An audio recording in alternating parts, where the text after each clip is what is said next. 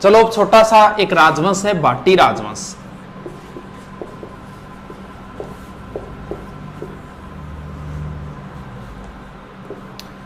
बाटी राजवंश प्रारंभ में बताते पंजाब साइड में थे, इसके बाद में इधर वाली साइड में आ गई।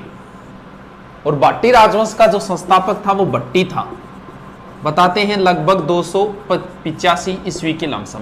और इनका जो प्रसिद्ध दुर्ग है वो है बटनेर दुर्ग। ये भूपत बाटी ने बनवाया था लगभग 288 ईस्वी। राजस्थान का सबसे प्राचीन दुर्ग माना जाता है ये बटनेर दुर्ग, सबसे पुराना दुर्ग माना जाता है। विदेशी आक्रमणकारी इस साइड से आएगा तो सबसे पहले यही सीध में आएगा। ये मानते हैं कि सर्वाधिक विदेशी आक्रमण झेलने वाला जो दुर्ग है वो बटनेर दुर्ग है। यहां पर तैमूर लंग ने आक्रमण किया था। उसने अपनी पुस्तक तुजु के तैमूर में लिखा है कि इतना मजबूत दुर्ग मैंने हिंदुस्तान में कहीं नहीं देखा। ये एकमात्र ऐसा दुर्ग है बटनेर दुर्ग जिसमें हिंदू प्लस मुस्लिम महिलाओं ने साथ में जोहर किया था। और यहां शेर खां की कब्र भी है। यह बाटियों की प्रारंभिक राजधानी मानी जाती। इसके बाद में है आक्रमण हुआ था यहां और बाटी इस साइड में आ गए थे, कहां, तनोट में। और अपनी राजधानी, दूसरी राजधानी मंगलराव के समय बाटियों ने दूसरी राजधानी तनोट को बना लिया था। और तनोट किसके लिए प्रसिद्ध है? तनोट माता के लिए प्रसिद्ध है। ये कहानी सारे जानते हो, युद्ध के समय माता के यहाँ बम डाले गए, वो छूटे नहीं थे बम, इस हिसाब की कहानी है। तो बस इतना ध्यान रखना, तनोट माता एक तो सैनिकों की कुल देवी है और एक इसे रुमाल वाली देवी बोलते हैं। तनोट के बाद में बाटी आ गए थे लोदरवा। और बाटियों ने अपनी तीसरी राजधानी जो बनाई थी वो लोदरवा को बनाई थी। लोदरवा किसके लिए प्रसिद्ध है? लोदरवा की राजकुमारी थी मुम्मल, और जिसका प्रेम संबंध बताया जाता है अमरकोट के महेंद्र के साथ। अमरकोट में बाबूजी का ससुराल था, वहां सोडा राजपूत थे, आज भी वहां सोडा राजपूतों का राज चलता है। तो अपने पाकिस्तान में चला गया वर्तमान में वो स्थान। तो महेंद्र के साथ प्रेम संबंध की वो लंबी चौड़ी कहानी है, लेकिन उससे प्रश्न पुटअप नहीं होते। वो कहानी है जो बताने के लिए बस क्लास में। लोदरवा के बाद में बाटियों ने चौथी राजधानी और अंतिम राजधानी बनाई जैसलमेर। और जैसलमेर में सबसे कब बसा? 1155। दो चीजें थोड़ी सी ध्यान रखना।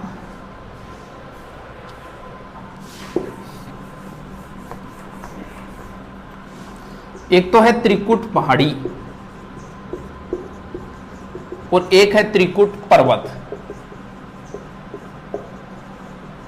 त्रिकुट पहाड़ी के ऊपर तो जैसलमेर दुर्ग है और त्रिकुट पर्वत के ऊपर केला माता का मंदिर है करौली में। कैसे केला, कैसे करौली, कैसे काली सील।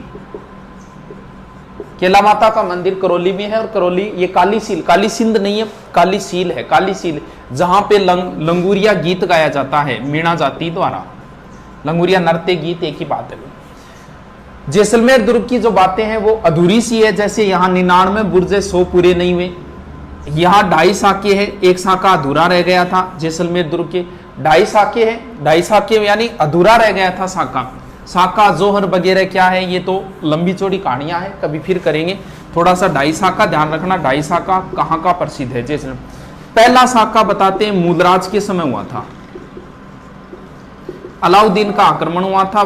2 डेटें आती है 1292 और 98, लेकिन राजस्थान का पहला साका 1301 में हुआ था, इसलिए यह प्रमाणित नहीं माना जाता। दूसरा जो साका हुआ था वो दुद्दा के समय हुआ था, बताते हैं फिरोज शाह का आक्रमण हुआ था। और तीसरा हुआ था 1550 में लूणकरण। लूणकरण रूठी रानी उमादे का पिता। लूणकरण के समय हुआ था। गंधार के अमर अली का आक्रमण हुआ। पुरुष तो मारे गए थे लेकिन महिलाएं जोहर नहीं कर पाई थी, जो अधूरा रह गया था। ये अधूरा साका है 2.5 साका। बाकी सर्वाधिक साके है जैसलमेर चित्तौड़गढ़ दुर्ग में हुए हैं 3। ये थोड़ी सी बातें थी नॉर्मल सी भाटी राजवंश की। 4-5 शासक है, जाट शासक, उनका भी देख लेते हैं। फासली रीडिंग मार रहे हैं ये जाट राजवंश। जाट राजवंश का उदय औरंगजेब के समय हुआ था। राजवंश की जिक्र करें औरंगजेब के समय, औरंगजेब के विरुद्ध गोकुला मथुरा का एक जाट था गोकुला ने अपने कुछ व्यक्तियों को लेकर औरंगजेब के विरुद्ध खड़ा किया था। तो गोकुला जाटों का प्रारंभिक नेता है ये जाट राजवंश का संस्थापक नहीं, ये जाटों का एक तरीके का नेता है। इसने अब्दुल नमी की हत्या कर दी थी जो हिंदू मंदिरों को तोड़ रहा था, और औरंगजेब ने गोकुला को मरवा दिया। इसके बाद में नेतृत्वकर्ता बन गया राजा राम। जाटों का दूसरा नेता है राजा राम। राजा राम के बारे में आता है कि राजा राम ने अकबर की कब्र को लूटा था। इसके बाद में जाट साम्राज्य के जो माना जाता है वो माना जाता है चूड़ामन से। जाट साम्राज्य का संस्थापक चूड़ामन है, जबकि जाट साम्राज्य का वास्तविक संस्थापक कौन है? बदन सिंह। बदन सिंह को सवाई जयसिंह ने ब्रजराज की उपाधि दी थी और डींग की जागीर दी थी। डींग के जल महल बदन सिंह ने बनवाए थे, जो प्रसिद्ध जल महल है डींग के जल महल। डींग वैसे जल महल जयपुर के अंदर ही है, लेकिन जो प्रसिद्ध जल महल है वो यहीं की है। ब्रजराज की उपाधि। और जाट साम्राज्य का जाटों का प्रारंभिक नेता गोकुला, फिर राजाराम, जबकि जाट साम्राज्य का संस्थापक चूड़ामन है और जाट साम्राज्य का वास्तविक संस्थापक बदन सिंह को माना है। इसके बाद में जाटों का शक्तिशाली जो शासक है सूरजमल को माना जाता है, और सूरजमल जी ने ही एक दुर्ग बनाया था जिसका नाम है लोहागढ़। कद बनाया गुरु जी? 1733। यह मजबूत दुर्ग माना जाता है, अजय दुर्ग माना जाता है कि इसे आज तक कोई नहीं जीत पाया। लोहागढ़ दुर्ग। लोहागढ़ दुर्ग में दो चीजें, एक तो जवार बुर्ज है और एक फतेह बुर्ज है। जवार बुर्ज दिल्ली विजय के उपलक्ष्य में, किसने दिल्ली विजय की बाद में करेंगे, और एक फतेह बुर्ज है, ये अंग्रेजों की विजय के उपलक्ष्य में है। इसके बाद में सूरजमल जी का पुत्र था जवाहर सिंह। पिता की हत्या का बदला लेने के लिए दिल्ली गए थे और वहां से दो चीजें उठा के लाए। एक तो अष्ट धातु का दरवाजा। ऐसा उल्लेख आता है कि अष्ट धातु का दरवाजा चित्तौड़ दुर्ग में था जिसे अलाउद्दीन ले गया था, और यह अष्ट धातु मतलब 8 धातुएं, सोना चांदी पीतल वगैरह, वो होती है अष्ट धातु। तो नहीं याद रहे, तो अष्ट धातु उठाने के लिए जोर चाहिए, जोर जवाहर सिंह में था। यानी अष्ट धातु का दरवाजा कौन उखाड़ के लाए थे? जवाहर सिंह। ये यहां से एक काले संगमरमर के पत्थर का बेड लाए थे जो वर्तमान में डींग के जल महलों के अंदर रखा हुआ है। इसके बाद में शासक है रणजीत सिंह। इनके समय भरतपुर दुर्ग के अंदर मल्हार राव होलकर ने शरण ली। मराठा मल्हार राव होलकर, कब? 1803। और अंग्रेज लेख था जिसने गोलीबारी की, बम बरसाई, लेकिन दुर्ग को जीत नहीं पाए। उसके बाद में इसका नाम हो गया था लोहागढ़। यानी अंग्रेजों को मात देने वाले राजस्थान के एक ही व्यक्ति है रणजीत सिंह। तो ये थोड़ी सी बातें नॉर्मल थी। गोकुला नाम याद रखना है, राजाराम है, उसके बाद में चूड़ामन है जाट साम्राज्य, फिर बदन सिंह वास्तविक संस्थापक है, फिर सूरजमल जी जिन्होंने लोहागढ़ दुर्ग बनवाया था। इसमें 2-3 चीजें हैं। इसके बाद जवाहर सिंह जी जो अष्ट धातु दरवाजा, और रणजीत सिंह जी ने अंग्रेजों को मात दी थी।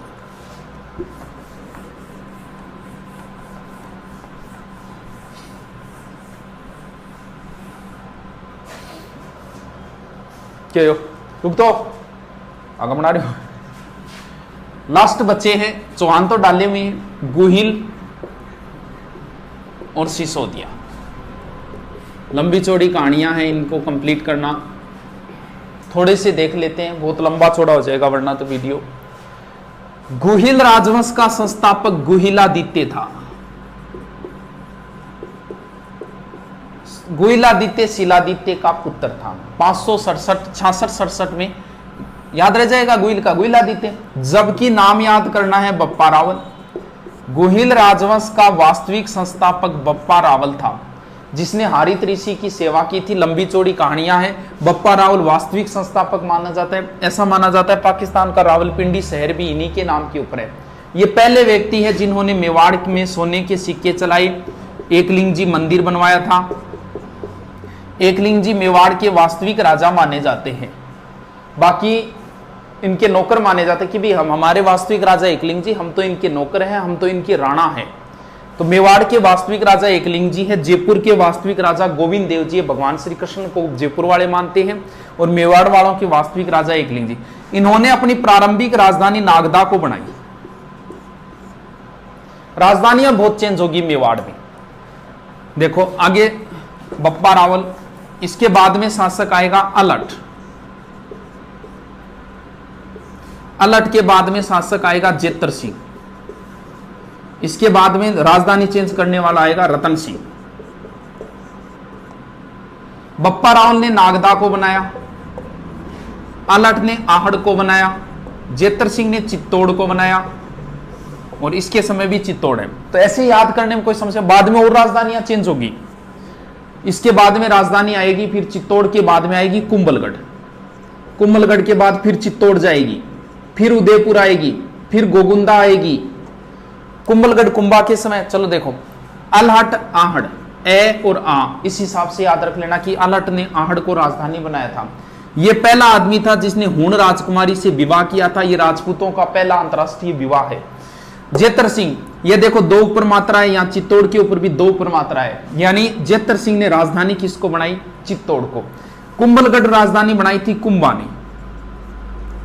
चित्तौड़ फिर दोबारा महाराणा संग्राम सिंह के समय राजधानी वापस फिर चित्तौड़ हो गई थी। उदयपुर राजधानी उदय सिंह के समय थी। इसके बाद में गोगुंदा राजधानी हो गई थी प्रताप के समय, महाराणा प्रताप के समय कई राजधानियां हुई, गोगुंदा हुई थी, कुंभलगढ़ हुई थी, चावंड भी हुई थी, अंतिम राजधानी उनकी चावंड थी। तो प्रताप के समय तो कई राजधानियां चेंज हुई है। रतन गोहिल का गोहिलादित्य, वास्तविक बप्पा रावल। अलट ने आड़ को राजधानी बनाया। जेतर सिंह इल्तुतमिश के साथ बुताला का युद्ध हुआ, चित्तौड़ को राजधानी। रतन सिंह के बारे में सारे जानते हो, पद्मनी वाली कहानी है वो रतन सिंह के समय चित्तौड़ का पहला साका हुआ था। चित्तौड़ में 3 साके हुए थे, पहला, दूसरा और तीसरा। पहला हुआ है 1303 में, दोनों साके 1500 में हुए, कंटिन्यू हुए, एक विक्रमादित्य के समय, एक दोनों भाइयों के समय।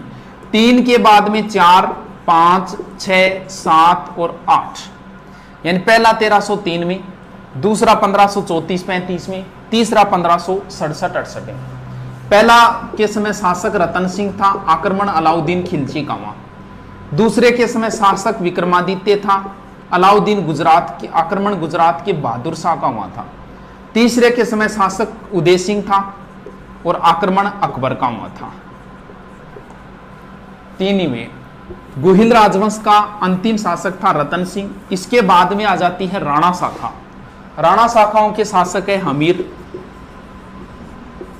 हमीर का बेटा खेता, खेता का पुत्र लाखा, लाखा का पुत्र मोक्कल, मोक्कल का पुत्र कुंभा, कुंभा का पुत्र था रायमल, रायमल का पुत्र संग्राम सिंह, संग्राम सिंह के बाद में शासक बना है संग्राम सिंह का पुत्र विक्रमादित्य,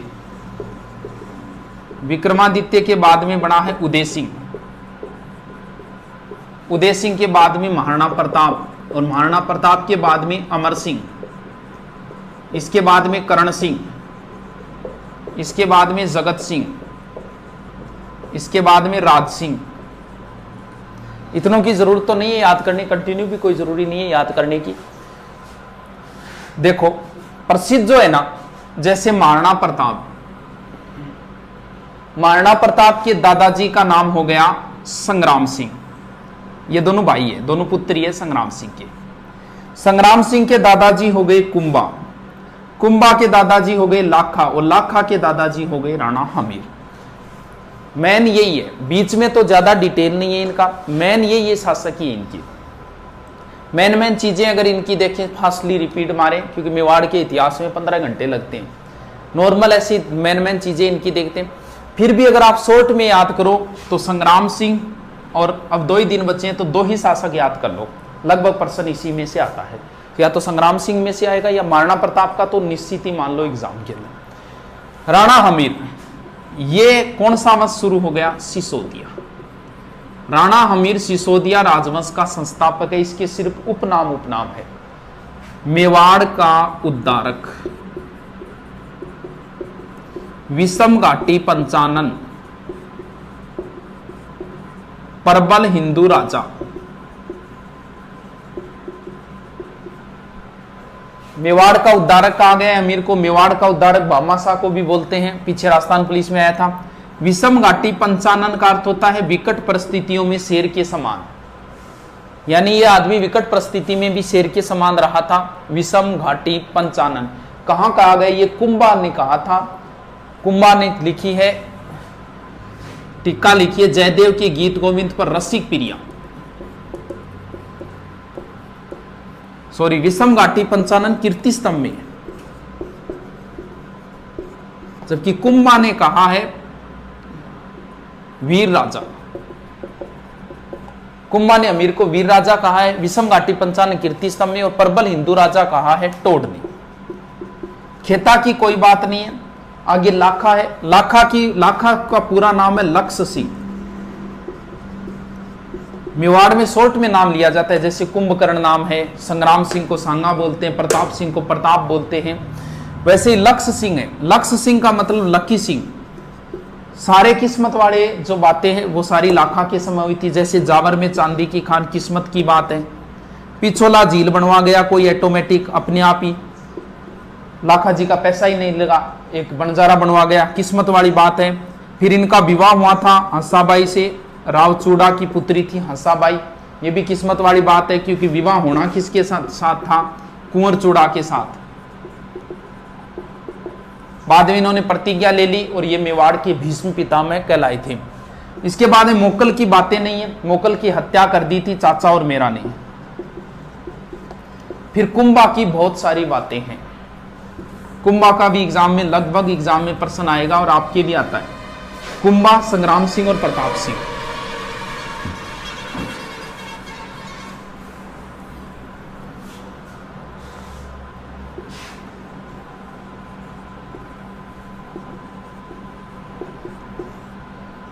कुंभा के उपनाम बोलते हैं। कुंभा की जोधा के साथ एक संधि हुई थी आवला बावला 1453।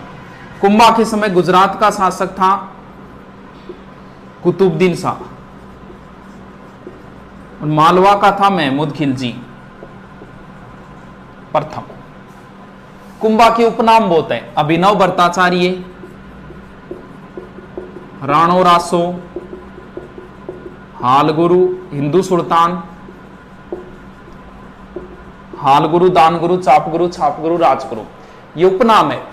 अभिनव भट्टाचार्य, राणो रासो, हिंदू सुल्तान, हालगुरु, दानगुरु, चापगुरु, छापगुरु। तो ऐसे भी प्रश्न आ गया निम्न में से कुंभा की उपाधि नहीं है, तो नहीं है ऑप्शन जब भी आएगा ध्यान रखना वो किसी प्रसिद्ध अन्य राजा का ही आएगा, क्योंकि कुंभे की 200-250 उपाधियां हैं। बाकी ऐसे भी पूछ लिया तात्कालिक मुस्लिम शासकों द्वारा कुंभा को दी गई उपाधि, इन तीनों को वैसे भी याद रखना पड़ेगा। देखो इधर मुस्लिम नाम आ रहा है, इधर हिंदू नाम आ रहा है, यानी मुस्लिम शासकों ने हिंदू सुल्तान कहा कि हिंदुओं में ये एक ही है। रासो बोलते हैं साहित्य को, कुंभा साहित्यकारों का आश्रयदाता था, इसलिए राणो रासो। अभिनव भट्टाचार्य यानी कुंभा संगीत का ज्ञाता था। कौन सा संगीत का? वीणा बजाता था कुंभा, बताते कुंभा स्वयं वीणा वादक था। इसके बाद में कुंभा का इनके साथ भी युद्ध हुए थे। कुंभा का महमूद खिलजी के साथ युद्ध हुआ था, सारंगपुर युद्ध या मालवा युद्ध 1437। इस ये युद्ध महत्वपूर्ण, युद्ध की विजय के उपलक्ष्य में जो चीज बनवाई थी वो महत्वपूर्ण है, वो है विजय स्तंभ। विजय स्तंभ, विजय स्तंभ 9 मंजिली है, 1 2 3 4 5 9 तो मंजिली है, 120 से 122 फीट ऊंची है, लगभग 157 इसके अंदर लगभग सीढ़ियां है। विजय स्तंभ में लगभग 90 लाख खर्चा आया था 9वीं मंजिल पर, और तीसरी मंजिल पर 9 बार, 9 ही 9 आंकड़े आते हैं इसमें ज्यादा। विजय स्तंभ की 9वीं मंजिल पर बताते हैं 9 बार अल्लाह लिखा है अरबी भाषा के अंदर। इसकी 8वीं मंजिल पर कोई मूर्ति नहीं है, और इसकी 9वीं मंजिल एक चीज और है चित्तौड़गढ़ दुर्ग में, इसके नजदीक एक चीज और है जिसका नाम है कीर्ति स्तंभ। ये 7 मंजिली है, ये 9 मंजिली है, ये 75 फुट है, ये 120 फुट है। ये कुंभा ने नहीं बनवाई थी, ये कुंभा ने बनवाई थी, ये बनवाई थी जैन व्यापारी जीजा। इसका प्रश्न ये ज्यादा है कीर्ति स्तंभ किस जैन तीर्थंकर को समर्पित है? ये देखो एक है, एक का सा लग रहा है, 1 नंबर जैन तीर्थंकर को समर्पित है। 1 नंबर कौन है? आदिनाथ या ऋषभदेव। कीर्ति स्तंभ अलग है और कीर्ति स्तंभ प्रशस्ति अलग है। कीर्ति स्तंभ प्रशस्ति कुंभा की कीर्ति का बखान करती है, इसका मतलब विजय स्तंभ की 9वीं मंजिल पर है, इसे जैन कीर्ति स्तंभ कह सकते हो। ये विजय स्तंभ अलग है, कीर्ति स्तंभ अलग है, कीर्ति स्तंभ प्रशस्ति अलग है, तीनों चीजों में कंफ्यूज मत होना। इसके बाद में कुंभा ने बहुत सारे निर्माण कार्य करवाए हैं। शॉर्ट में देख लेते हैं। राजस्थान में स्थापत्य का स्वर्णकाल कुंभा के समय माना जाता है। कुंभा ने मेवाड़ में सर्वाधिक दुर्ग बनाए, मारवाड़ में सर्वाधिक मालदेव ने बनवाए थे। वीर विनोद के लेखक श्यामल दास ने कहा है कि मेवाड़ में 84 में से 32 दुर्ग अकेले कुंभा ने बनवाए हैं, जबकि ऐसा प्रश्न जरूर पूछा जा चुका है, लेकिन आपको सिर्फ 5 ही नाम याद रखने हैं। कुंभलगढ़, अचलगढ़, बहुत पिछली बार राजस्थान पुलिस में आया था इसका प्रश्न। कुंभलगढ़, अचलगढ़, बसंतगढ़, बैराट और भौमठ, बस ये 5 ही दुर्ग याद करने। एक और करो तो कर लेना, छठा मचान। सीधा सा है, कुंभलगढ़, अचलगढ़, बसंतगढ़, बैराट, भौमठ। कुंभलगढ़, अचलगढ़, बसंतगढ़, बैराट, भौमठ। कुंभलगढ़, अचलगढ़, बसंतगढ़, बैराट, भौमठ। इनमें से ये दोनों सिरोही में है। बसंतगढ़ को कई बार बसंती भी लिख देते हैं। बैराट, भौमठ पड़ता है बाड़मेर में, बैराट पड़ता है भीलवाड़ा में, मचान पड़ता है सिरोही में, और कुंभलगढ़ हो गया रासम। ये एक ही दुर्ग है जिसका डिटेल है, बाकी का कोई डिटेल नहीं है, नाम और जिला। थोड़ी सी बात देख लेते हैं कुंभलगढ़ दुर्ग। कुंभलगढ़ दुर्ग की सबसे बड़ी विशेषता बस यही है। चित्तौड़ दुर्ग अगर आपको दिखाया हुआ मिलेगा तो विजय स्तंभ मिलेगी, अगर कुंभलगढ़ दिखाया मिलेगा तो ये 36 किलोमीटर लंबी दीवार मिलेगी, जिसे भारत की महान दीवार the great wall of India कहा जाता है। बहुत ऊंचाई पर है ये दुर्ग। इस दुर्ग के अंदर एक महल है कटारगढ़। यहां कुंभा ने राजधानी ये बना ली थी, यहां से कुंभा पूरे मेवाड़ को देखता था, इसे मेवाड़ की आंख कहते हैं।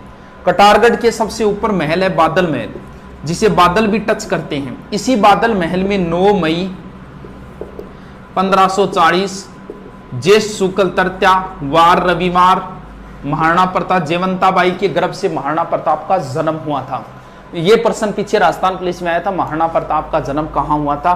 इसमें कटारगढ़ बादल महल ऑप्शन नहीं थे, सीधा सीधा ऑप्शन था कुंभलगढ़। यानी महाराणा प्रताप का बचपन किस दुर्ग में गुजरा था? कुंभलगढ़ दुर्ग के अंदर।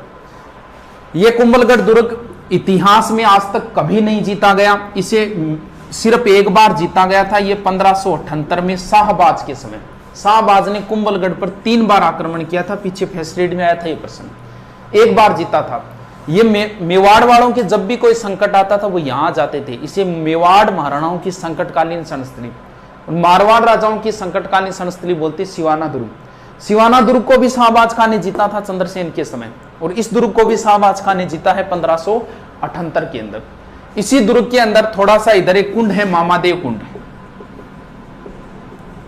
यहां कुंभा पूजा कर रहा था। कुंभा के अंतिम समय में उन्माद रोग हो गया था, जिसमें बैकी बैकी बातें करना होता है, आदमी भूल जाता है कि वो उन्माद रोग होता है। और यहां कुंभा के पुत्र उदा आया और कुंभा की हत्या कर दी। उदा को मेवाड़ का पितृहंता कहते हैं। राजपूत सरदारों ने इसे स्वीकार नहीं किया क्योंकि इसने जघन्य काम किया, पिता की हत्या की, इसे निकाल दिया और कुंभा के दूसरे पुत्र रायमल को बना दिया था राणा।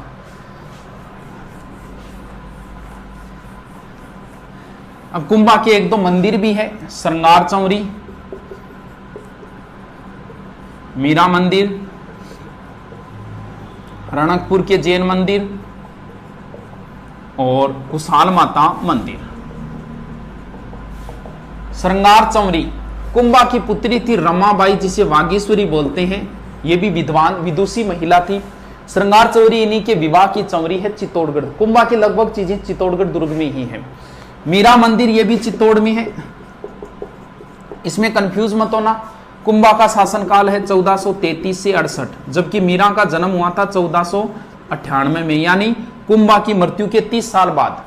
फिर भी मीरा मंदिर है। इसी कंफ्यूजन की वजह से टोड ने लिख दिया था कि मीरा जो है वो कुंभा की पत्नी थी, जबकि ऐसा नहीं है। मीरा मंदिर जो है वो पहले कृष्ण भगवान का मंदिर था, कुंभा स्वामी मंदिर था। मीरा इसमें बैठ के पूजा करती थी, इसलिए मीरा मंदिर नाम से प्रसिद्ध हो गया था। तो बनवाया इसे किसने था? कुंभा ने ही बनवाया था। रणकपुर के जैन मंदिर पड़ते हैं पाली में, बहुत प्रसिद्ध मंदिर है, मथाही नदी के किनारे है। इसमें 1444 खंबे हैं, स्तंभों का वन बोलते हैं, घंटियों का मंदिर भी बोलते हैं। ये मालवा दोबारा जब विजय की थी ना कुंभा ने, तब बनवाई थी द्वितीय मालवा विजय के उपलक्ष्य कुशाल माता का मंदिर। इसके बाद में कुंभा का साहित्य है, संगीत राज, संगीत मीमांसा, संगीत सुधा, कामराज, रतिसार, ये 5-7 ग्रंथ है जो आप देख लेना, रट लेना। कुंभा के बाद रायमल की बात नहीं है, फिर संग्राम सिंह की है। संग्राम सिंह का वीडियो मैंने डाल रखा है और संग्राम सिंह का दोबारा फिर से एक पूरे विवरण के साथ वीडियो बनाएंगे। संग्राम सिंह के बाद में है विक्रमादित्य, संग्राम सिंह का पुत्र। विक्रमादित्य के समय की एक ही बात है, बता देते हैं शॉर्ट में। अब चित्तौड़ का राणा बन गया संग्राम सिंह के बाद विक्रमादित्य, और सांगा की विधवा पत्नी कर्मावती राजकार्य ये संभाल रही है। गुजरात का था बहादुर शाह। बहादुर शाह ने सोचा कि मेवाड़ कमजोर तो है, चलो आक्रमण करते हैं। इसने 1534 में आक्रमण किया, लेकिन कर्मावती ने इसे रणथंबोर की जागीर देके वापस भेज दिया था और बहादुर शाह की हुमायूं के साथ बिगड़ गई। हुमायूं इस पर आक्रमण करने के लिए चला था। तब इसने सोचा कि हुमायूं आक्रमण करने आ रहा है, क्यों ना चित्तौड़ को जीत ले। इसने रूमी खां के नेतृत्व में दोबारा चित्तौड़ की घेराबंदी कर दी। तो बताते हैं कर्मावती ने हुमायूं को सहायता के लिए अपील की थी। हुमायूं वहां से चल भी पड़ा था, क्योंकि दोनों काम ही करने, बहादुर शाह पे आक्रमण तो करना ही है। वो सहारनपुर ने पहुंचा। इधर से बहादुर शाह ने इसके पास खत भेज दिया था, बोल देख मैं जिहाद करने के लिए जा रहा हूं, तू बीच में मत आ, अपनी लड़ाई बाद में, हम बाद में लड़ेंगे। यानी इस युद्ध को चुपके से जिहाद घोषित करके बहादुर हुमायूं को सहारनपुर के लमसम रोक दिया था। फरिश्ता के अनुसार ये ग्वालियर में रुका था, जो भी है। अब यहां नेतृत्व संभाला बाघ सिंह ने। कर्मावती ने विक्रमादित्य और अपने पुत्र दूसरा उदय सिंह, इन दोनों को ननियाल बूंदी भेज दिया। बाघ सिंह के नेतृत्व में केसरिया हुआ, कर्मावती के नेतृत्व में जोहर हुआ और 1534-35 चित्तौड़गढ़ का दूसरा और सबसे बड़ा साका पूर्ण हुआ। यहाँ 13,000 रानियों ने जोहर किया था। इसके बाद में विक्रमादित्य की सब जानते हो, बनवीर ने हत्या की, उदय सिंह को मारना चाहा।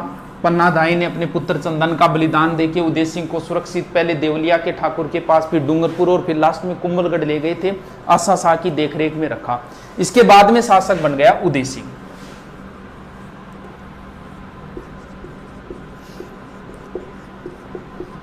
(1559) में उदय सिंह के पुत्र अमर सिंह का जन्म हुआ और 1559 में उन्होंने एक झील का निर्माण करवाया, उदय सागर झील, और यहीं पे एक नया शहर बसाया, उदयपुर। अकबर था शासक। अकबर ने नागौर पे आक्रमण किया था जयमल पर, राजा जयमल राठौड़ पर। जयमल इसकी शरण में आ गए थे, उदय सिंह की शरण में।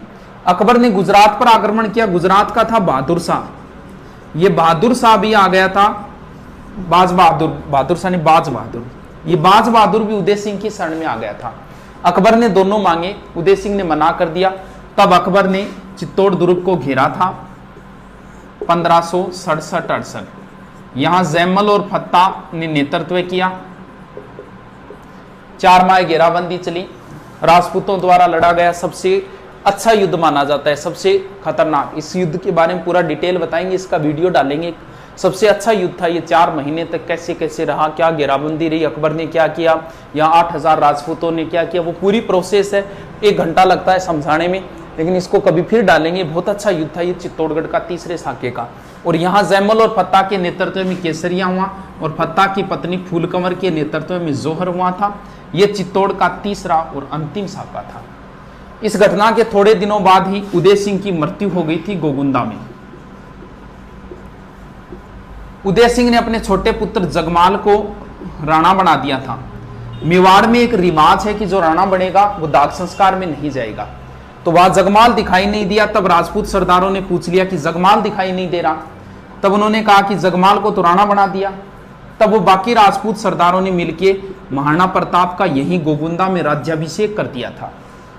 और उनके पास चित्तौड़ दुर्ग तो मुगलों के पास है, कुंभलगढ़ दुर्ग था। कुंभलगढ़ दुर्ग में सरदार गए, जगमाल को हटाया और महाराणा प्रताप का दोबारा कुंभलगढ़ दुर्ग में राज्याभिषेक हुआ था। और इसे महलों की क्रांति कहा जाता है। इस दोबारा राज्याभिषेक के अंदर मारवाड़ से राव चंद्रसेन भी आए थे।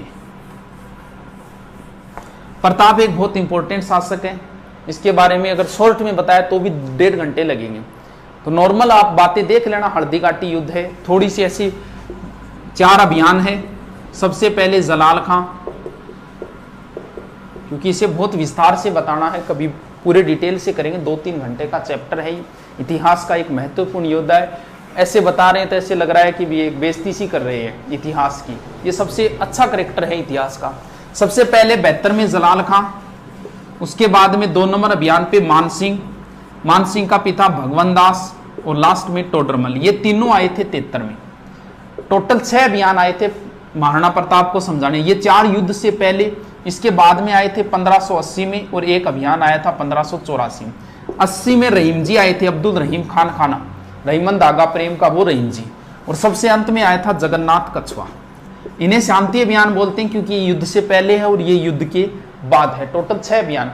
इनका क्रम ज्यादा पूछा जाता है। सबसे पहले एक मुसलमान को भेजा जलाल खां, फिर मानसिंह को भेजा, अब पहले बेटे को भेजा, बेटा कोई काम बिगाड़ दे तो बाप को भेजा जाता है, फिर बाप को भेजा भगवान दास को, और अंत में भेजा गया है टोडरमल को। सूत्र भी बना रखा है कईयों ने, तो कोई जरूरत भी नहीं है सूत्र की।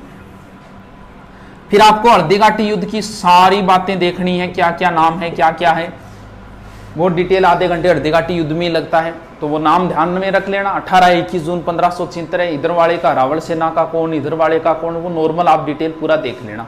इसके बाद में फिर है दिवेर का युद्ध, 4 चौकियां हैं। फिर 1585 में राजधानी बनाई थी, लूणा चावंडिया को हरा के चावंड को।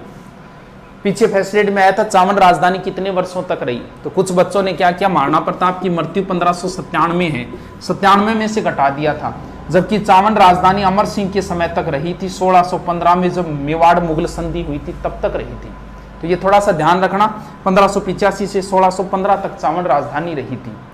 और फिर प्रताप की यहीं धनुष की प्रत्यंचा खींचते समय मृत्यु हुई थी।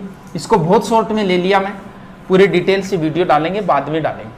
इसके बाद में महाराणा प्रताप के पुत्र अमर सिंह, इन्होंने मुगलों से संधि कर ली थी। कई अभियान आए थे इनको समझाने, 1605, 1608, 1609, 1611 और अंत में आया था 1613 खुर्रम शाहजहां।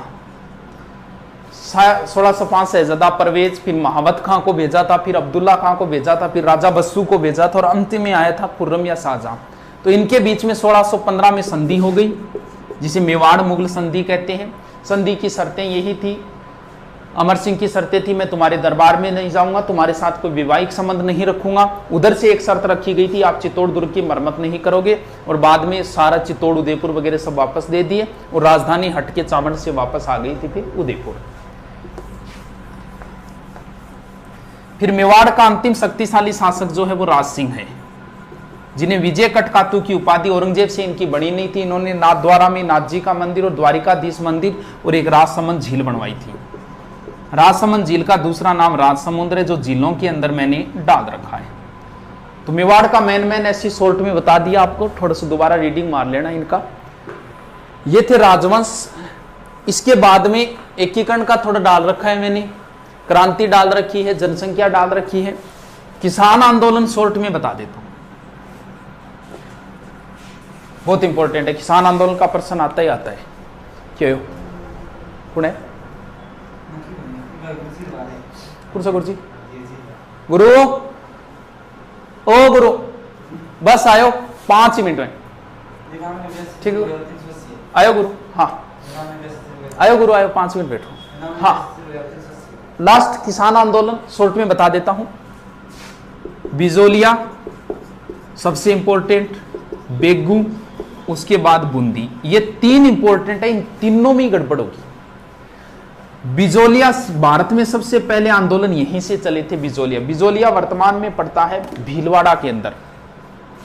या ये किस रियासत में था? ये मेवाड़ रियासत में था। उस समय मेवाड़ का महाराणा फतेह सिंह था, चेतावनी राज चुंगठिया वाले। बिजोलिया में दाकड़ जाति के किसान थे। भारत का सबसे लंबा अहिंसात्मक चलने वाला आंदोलन है, जो 1897 में शुरू हुआ, 1941 में जाके खत्म हुआ। पूछ लिया कितने वर्षों तक चला था? 44 साल तक चला था। यानी इसे भारत का मैराथन किसान आंदोलन कहा जाता है। भारत का मैराथन युद्ध है दिवेर का युद्ध, और मैराथन किसान आंदोलन है बिजोलिया किसान आंदोलन। इतने लंबे को हम 3 पार्टों में बांट लेते हैं आसानी से होने से। पहला चरण, दूसरा चरण और तीसरा चरण।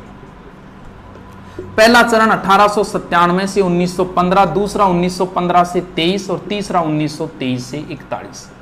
सर चरण कैसे बांटे? नेतृत्वकर्ता के आधार पर। प्रत्येक का नेतृत्वकर्ता बदलेगा, क्योंकि 44 साल तक एक आदमी नेतृत्व नहीं कर सकता। हुआ क्या, गंगाराम धाकड़ के पिता की मृत्यु हुई और मृत्यु भोज पर सारे किसान इकट्ठा हुए थे। वहीं पे निर्णय लिया कि यार 84 प्रकार की लाग बागें कैसे भरे। उसमें बिजोलिया का सामंत जो था वो था किशन सिंह या कृष्ण सिंह। तब वहां पे एक व्यक्ति था साधु सीताराम। साधु सीताराम ने सबको राय दी, बोले यार हो सकता है किशन सिंह गड़बड़ कर रहा हो, अपने एक कोई व्यक्ति जाके फतेह सिंह को समझाओ। बोल किसको भेजें? वो नानजी ठाकरे पटेल को भेज दो। ये गए, फतेह सिंह मिला नहीं, वो एप्लीकेशन उनके ऑफिस में छोड़ के वापस आ गए थे। फतेह सिंह ने हामिद हुसैन को नियुक्त किया था लेकिन कोई समाधान नहीं हुआ। इस बात की खबर मिली किशन सिंह को। किशन सिंह ने 1903 में इन पर एक कर ठोक दिया, चौरी कर, यानी टैक्स कम कराने के लिए गया था, एक नया और आ गया। किसानों ने विरोध में 2 साल तक लड़कियों के विवाह नहीं किए। सारे किसान एकत्रित होकर गए, बोल जी हम तो छोड़ के जा रहे हैं बिजोलिया। तब ये डर गया था और इसने चौरी कर समाप्त किया और लगान 50% के स्थान पे 40 कर दी। इसके बाद में सामंत बना पृथ्वी सिंह। पृथ्वी सिंह ने जैसे ही नया सामंत बनता है तब एक नया टैक्स लगता है, तलवार बंधाई। ये लगा था 1906 में। इसका विरोध हुआ, साधु सीताराम दास है, ब्रह्मदेव है, फतेहकरण चारण आदि के नेता। ये पहला चरण है। तो पहले चरण में याद रखना है, भारत राजस्थान में किसान आंदोलन के जनक साधु सीताराम दास माने जाते हैं, भारत में विजय सिंह पथिक माने जाते हैं। दूसरे चरण का नेतृत्व विजय सिंह पथिक करेंगे। पहले में नेतृत्व याद रखना है, नानजी ठाकरे पटेल को भेजा था 1903 चौरी कर और 1906 तलवार बंधाई कर। दूसरे चरण का जो नेतृत्व है पूरा, वो पूरा का पूरा नेतृत्व विजय सिंह पथिक संभालेंगे। विजय सिंह पथिक बुलंदशहर यूपी के थे। इनका वास्तविक नाम भूप सिंह गुज्जर था। इन्हें टोडगेट जेल में बंदी बनाए, यहां से भागे चित्तौड़ के ओछरी साइड में चले गए थे और वहां महात्मा के रूप में प्रसिद्ध हो गए। और इस आंदोलन का नेतृत्व विजय सिंह पथिक ने संभाल लिया और विजय सिंह पथिक ने इस आंदोलन को भारत में प्रसिद्ध कर दिया। क्यों? क्योंकि इन्होंने अखबारों में निकलवाई इसकी खबरें। प्रताप, अभ्युदय, मराठा, इन अखबारों में खबरें छपवाई। और कांग्रेस का अधिवेशन हुआ नागपुर में 1920 में। वहां बिजोलिया से कुछ किसानों को लेकर राजाओं के विरुद्ध में प्रदर्शनी लगवाई थी इन्होंने। तो गांधी जी ने अपने निजी सचिव महादेव देसाई को भेजा था कि यार पता लगा क्या बात क्या है। बाद में यहां 1922 में एक समझौता हुआ था हॉलैंड की मध्यस्थता से। बोल जी हम आपकी 35 लाख बागें कम कर देंगे। लेकिन यह समझौता इसलिए हुआ था कि 22 में असहयोग आंदोलन चल रहा था, उसके डर की वजह से बाद में असहयोग आंदोलन गांधी जी ने बंद किया, यह समझौता भी फेल हो गया। तीसरे चरण में जो नेतृत्व किया वो सिर्फ नेतृत्व करता, याद रखना है, अपने सीकर से रामनारायण चौधरी, जमनालाल बजाज, हरिबा उपाध्याय, माणिक्यलाल वर्मा।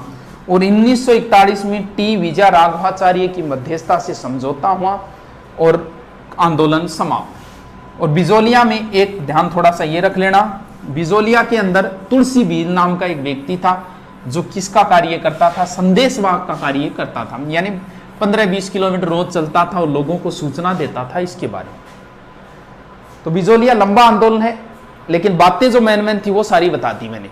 44 साल, धाकड़ जाति, भारत का सबसे पहला किसान आंदोलन, अहिंसात्मक आंदोलन, साधु सीताराम दास, नानजी ठाकरे पटेल, इसके बाद में महाराणा, फिर किशन सिंह 1903, फिर 1906 पृथ्वी सिंह, उसके बाद में फिर दूसरा चरण विजय सिंह पथिक, फिर कई अखबारों में निकलवाए, नागपुर में निकलवाए, 1916 किसान पंच बोर्ड, 17 में उपरमाल पंच बोर्ड, इसके बाद में फिर वो पोलैंड की मध्य समझौता, फिर तीसरे चरण में 2-3 नेतृत्व करता, फिर टी विजय राघवाचार्य की मध्यस्थता से समझौता। बेगू के किसान मेनाल नामक स्थान पर एकत्रित हुए और बिजोलिया में विजय सिंह पथिक के पास आए। बोल जी हमारा नेतृत्व करो। विजय सिंह पथिक ने भेजा कि आपका नेतृत्व रामनारायण चौधरी जी करेंगे। यानी विजय सिंह पथिक के कहने पर बेगू का नेतृत्व रामनारायण चौधरी, बूंदी वाले रामनारायण चौधरी के पास आए कि हमारा नेतृत्व करो। तो रामनारायण चौधरी ने कहा कि आपका नेतृत्व करेंगे नैनूराम। तो यहां का नेतृत्व रामनारायण के कहने पर नैनूराम जी ने किया, नैनूराम शर्मा के अंदर। अब देखो कंफ्यूजन कहां होगी, वो आपसे पूछेगा कि नानक जी किस किसान आंदोलन से संबंधित है, अर्जी गीत कहां लिखा गया, पंचीड़ा गीत कहां लिखा गया, रूपा जी कृपा जी किससे संबंधित है, बोलशेविक समझौता किससे संबंधित है। बस ऐसे पूछता है, वहां गड़बड़ हो जाती है। वो पूछेगा नानक जी भील किस किसान आंदोलन से, बठगोड़ है क्या, नानक जी बिजोलिया मोग, बेगू मोग, बूंदी मोग, वहां गड़बड़े। आप ऐसा करो, इस नए को पकड़ो, नए से नैनूराम, नए से नित्यानंद और नए से ही नानक जी। यानी बूंदी किसान आंदोलन का नेतृत्व नैनूराम शर्मा, स्थानीय आंदोलन का नेतृत्व नित्यानंद। नानक जी भील, यहां एक सम्मेलन हुआ 1903 में डाबी में,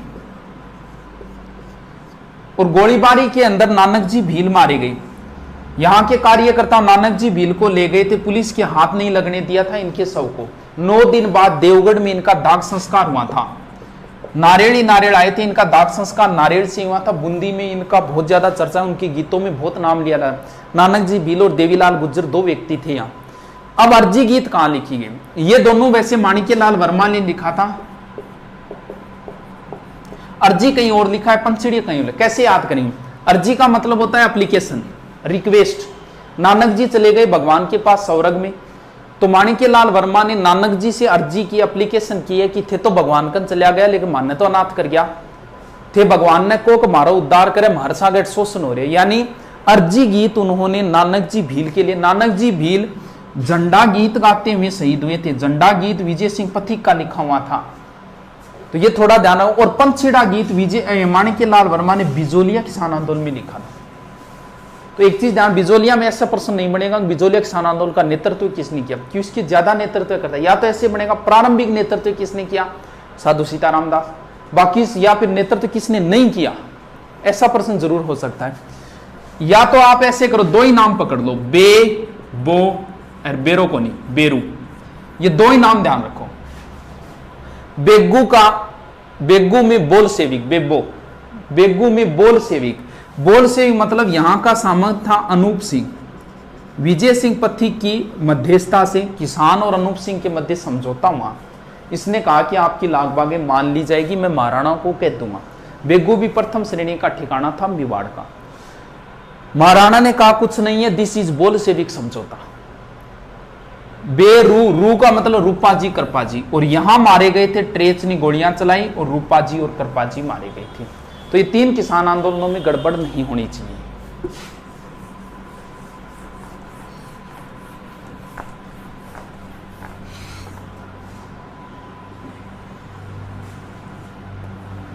अब बचा है अलवर, सीकर, मारवाड़ और बीकानेर। अलवर ने मेयो ने विद्रोह किया था। मेयो आंदोलन का नेतृत्व यासीन खान ने किया था, और यहां का आंदोलन धीरे धीरे सांप्रदायिक हो गया था, हिंदू मुसलमान हो गया था। यानी कहां के किसान आंदोलन सांप्रदायिक हो गए थे, मेयो। यहां की सबसे बड़ी घटना है निमुचना। कद हुई गुरुजी? 14 मई 1925। छज्जू सिंह, राजस्थान का जनरल डायर बोलते, छज्जू सिंह ने गोलियां चलाई, किसान मारे गए। इसका कंपैरिजन होता है जलियावाला से, निमुचना का। कैसे गुरु? इसको निमुचना हत्याकांड तो नाम दिया था रामनारायण चौधरी ने। इस हत्याकांड को दूसरा जलियावाला, यानी जलियावाला से भी भयंकर बताया था रियासती अखबार जो दिल्ली से निकलता था, और गांधी जी ने इसे डबल डायरिज्म कहा था। और एक जलियावाला कहा जाता है मानगढ़ हत्याकांड को, 1913 में हुआ था, उसकी तुलना भी जलियावाला से होती है। इसके बाद में सीकर के जो किसान आंदोलन थे उनका नेतृत्व भी वैसे रामनारायण चौधरी ने किया था। यहां 1931 में क्षेत्रीय जाट सभा की स्थापना हुई, और 1934 में जाट प्रजापति महायज्ञ का आयोजन हुआ था। सीकर के किसान आंदोलन की विशेष बात यह, यहां के किसान आंदोलन की खबरें इंग्लैंड का एक अखबार है डेली हेराल्ड, उस डेली हेराल्ड में छपी थी। अब जब अखबार में आ गई तो फिर संसद में मामला उठा। अंग्रेज था लॉरेंस, उसने इस मामले को संसद में उठाया था, हाउस ऑफ कॉमन। यानी कहां की किसान आंदोलन की खबरें? इंग्लैंड में सीकर की किसान आंदोलन की हाउस ऑफ कॉमन में उठाया था लॉरेंस ने, यानी वहां की संसद में मामला उठा था। यहां की प्रसिद्ध घटना है कटराथल, सीकर। बस यहाँ का प्रसिद्ध प्रश्न है किशोरी देवी, बार बार यही आता है, हरलाल की पत्नी थी। प्रश्न यही आता है कटराथल में 10,000 महिलाओं का नेतृत्व किसने किया? किशोरी देवी ने, और यहाँ वक्ता का कार्य किया था उत्तम। वैसे अगर आपसे पूछ लेना कहाँ किसान आंदोलन में महिलाओं ने भाग लिया था, तो वो बूंदी में है। बूंदी में महिलाओं से भी बेगार ली जाती थी, वहां किसान आंदोलनों में महिला ने भाग लिया था। सीकर में एक जगह है कुद्दन, यहां भी लॉर्ड वेव ने गोलियां चलाई। जयसिंहपुरा में भी हत्याकांड हुआ था। ये 2-3 एक नाम है, थोड़ा ध्यान रखना। बीकानेर में पानी के लिए आंदोलन हुआ था, आबियाना कर के लिए। बीकानेर के महाराजा गंगा सिंह गोलमेज सम्मेलन में गए हुए थे। पीछे से एक अखबार निकलता है बीकानेर दिग्दर्शन, उसमें खबरें छपवा दी थी चंदनमल भेड़ ने गंगा सिंह के विरुद्ध, तो इसे कहा जाता है बीकानेर षड्यंत्र केस। और यहां जो मैन है वो है दूधवा खारा आंदोलन। दूधवा खारा पड़ता है चूरू के अंदर, इसका नेतृत्व हनुमान सिंह वगैरह ने किया। हनुमान सिंह एक पुलिस अधिकारी थे, एग्जाम में आया था कहाँ की किसान आंदोलन का नेतृत्व एक पुलिस अधिकारी ने किया था, दूधवा खारा। मारवाड़ में वैसे मादा पशुओं के निष्कासन के विरोध में आंदोलन हुआ। यहां एक नाम याद रखना, चांदमल सुराणा। सुराणा होता है बनिया, यानी बनिया का मतलब फिर नापतोल। 1921 यहां तोल आंदोलन हुए थे 1921, 100 शेर से संबंधित था वो तोल आंदोलन। लास्ट घटना है डाबड़ा हत्याकांड, कब हुई थी? 13 मार्च 1947। डाबड़ा पड़ता है डीडवाना नागौर। यहां कुछ लोग मारे गए थे, जिसके अंदर है रामूराम, चुन्नीराम, धन्नाराम, नंदराम आदि 2-3 एक नाम है, वो पीछे एग्जाम में आया था पुलिस वाले में कि रामूराम, चुन्नीराम, धन्नाराम, रुगाराम आदि किस किसान आंदोलन में मारे गए, तो ये थे डाबड़ा हत्याकांड। तो लगभग हिस्ट्री का रिपीट मार दिया है, इसे 1-2 बार आप और देख लें, फायदा ही होगा। लगभग प्रश्न आपको इनमें से कहीं ना कहीं से मिल ही जाएंगे। ठीक है, धन्यवाद।